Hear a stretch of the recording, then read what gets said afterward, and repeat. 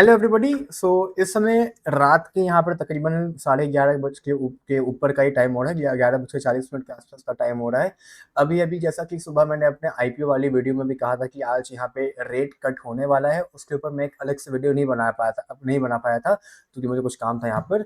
अभी अभी यहाँ पर न्यूज़ आई है, जस्ट एकदम लाइव न्यूज़ में आप लोग को यहाँ पर दे रहा हूँ। अगले 10 मिनट में वीडियो अपलोड हो जाएगी। फेड की मीटिंग यहाँ पर होनी थी, लाइव अपडेट है। फेड ने यहाँ पर 50 बेस पॉइंट का जो इंटरेस्ट रेट था वो यहाँ पर कम कर दिया है। उसका सीधा इम्पैक्ट है मार्केट इस समय यूएस की यहाँ पर ओपन है, चाहे आप डो जोन्स देखिए, चाहे आप लोग यहाँ पर एसएमपी देखिए। अनाउंस करते ही यहाँ पर कैसा एक स्पाइक मूवमेंट आया है मार्केट में, आप देख सकते हैं यहाँ पर कि तकरीबन यहाँ पर स्पाइक मूवमेंट आया है लगभग यहाँ पर 200 पॉइंट के आसपास का डो जोन्स में, एंड एसएमपी में तकरीबन यहाँ पर 1% के आसपास का एक स्पाइक मूवमेंट यहाँ पर आया है, जो कि एक बहुत ही पॉजिटिव न्यूज़ हो जाती है पूरे मतलब इकोनॉमी के लिए हो जाती है। और जब मैं यहाँ पर इकोनॉमी की बात कर रहा हूँ तो ऑब्वियसली यहाँ पर मार्केट के लिए तो होती ही होती है। अब इससे इम्पैक्ट क्या पड़ेगा और इंडियन मार्केट पर दो चार चीजें यहाँ पर डिस्कस कर लेते हैं फटाफट से। तो पहली बात तो कि हुआ क्या है वो बता देता हूँ एक बार। फेड जो यूएस में फेड मीटिंग होती है वहां पर ये उनके चेयरमैन है, जोरोम नाम है इनका। यही वहां पे जो भी इंटरेस्ट रेट वगैरह होता है सारे यही सब डिसाइड करते हैं यूएस में।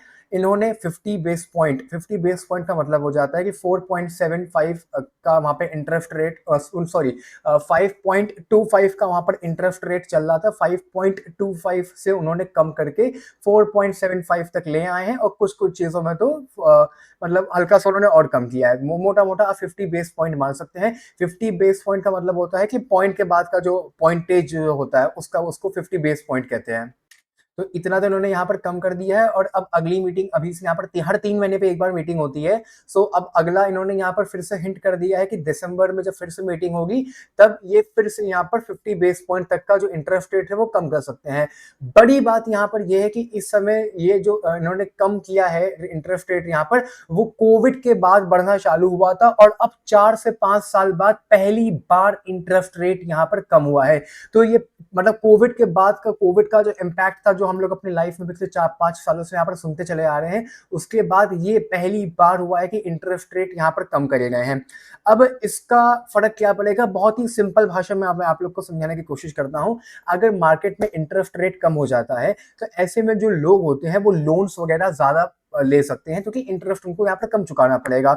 तो कंज्यूमर जितनी भी यहाँ पर कंज्यूमर फाइनेंस की कंपनी है, चाहे वो आप लोग की लोन्स देने वाली हो गई या आप लोग के बैंक हो गए, क्रेडिट का एक शेयर्स के अंदर यहाँ पर डिस्कशन करते थे, क्रेडिट ग्रामीण एक्सेस, उसका मैंने कई बार आप लोग को बोला कि अंडर वैल्यूड परचेस कर सकते हो, तो वो शेयर अब भागना शुरू होने वाला है। एसबीआई कार्ड्स मैंने आप लोग को कई बार बोला कि ले सकते हो, अब भागना शुरू हो जाएगा वो भी यहाँ पर।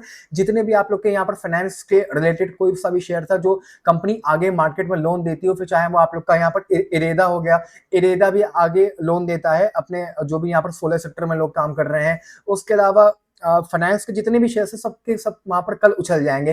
फाइनेंस के अलावा आप लोग का आईटी हो गया, केमिकल हो गया, ये सारे सेक्टर्स में यहाँ पर जम के उछलने वाले हैं। मेजर इंपैक्ट जो यहाँ पर फाइनेंस के बाद आएगा वो आईटी पे आएगा। आईटी पे इसलिए आएगा क्योंकि देखिए आईटी की जितनी भी आप लोग की कंपनीज है, चाहे वो इंडियन हो चाहे वो बाहर की कंपनीज हो, जितनी भी कंपनी इंडियन की है वो सारे उन लोग का जो क्लाइंटल बेस है वो मैक्सिमम सारा बाहर का है। होता क्या है कि अब क्योंकि उनका क्लाइंटल बेस वहां पे बाहर का है, तो अब बाहर के लोग वहां पर इंटरेस्ट आराम से मतलब लोन ले पाएंगे, और उसके वजह से जितने भी यहाँ पर आईटी की कंपनीज हैं उन सबकी अब सेल्स आप लोग को वापस से बढ़ती हुई नजर आने वाली है। मतलब कि आईटी सेक्टर जो पिछले 3-4 सालों से यहाँ पर चल नहीं रहा था, या आप लोग कहिए कि आईटी सेक्टर बहुत मतलब धीमे धीमे चल रहा था, तो अब उसमें यहाँ पर धीमे धीमे रिकवरी अब जाके फाइनली यहाँ पर आप लोग का आना स्टार्ट हो जाएगी।